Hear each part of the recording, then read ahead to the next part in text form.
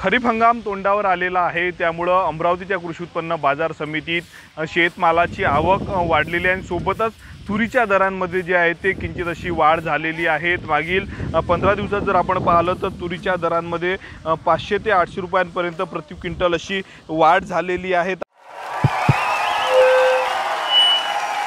उनका बैकअप सिर्फ कल तक और हमारा चांद तक। हमारा नेता कैसा हो जो नॉन स्टॉप बैकअप दे वैसा हो। अब की बात वी गॉट इन्वर्टर बैटरी का चमत्कार।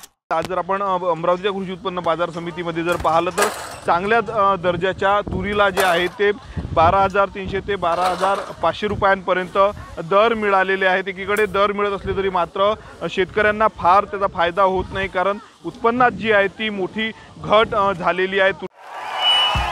भाइयों बहनों, उनके राज में पावर रहे अनस्टेबल और हम रखे सब स्मूथ और स्टेबल।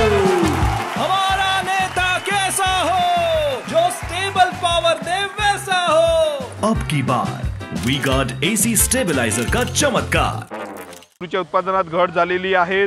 अवकाळी पाऊस असेल किंवा मग दवाळ तूर पिकांवर गेलो होतं, त्यामुळे तुरीचं जे आहे ते मोठ्या प्रमाणावर नुकसान झालेलं होतं आणि त्यामुळे कशीबशी ज्या शेतकऱ्यांकडे तूर वाचलेली आहे, तूर पिकाला ते तूर आता बाजारपेठेमध्ये जे आहे ते शेतकऱ्यांनी विकायला आणलेली आहेत।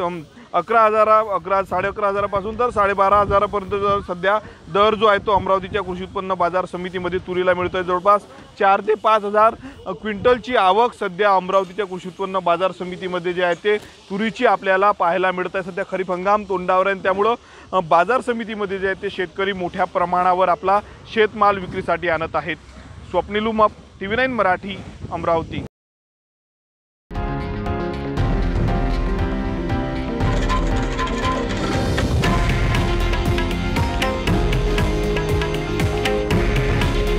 हे आहे देशातील नंबर 1 न्यूज नेटवर्क आणि आपण पाहत आहात TV9 मराठी। काळजी तुमची, हित महाराष्ट्राचं।